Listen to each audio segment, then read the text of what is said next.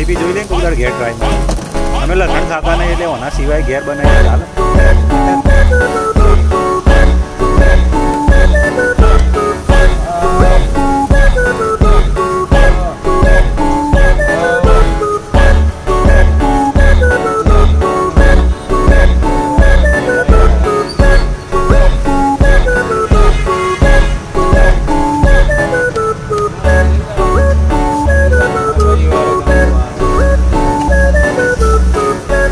ગમે તે કરો પણ રતન અમે જે વડો બનાવો એનો સ્વાદ તો અલગ હોય છે.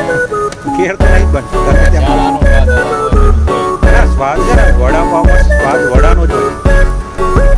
પાવ તો ગમે તો મળી જાય.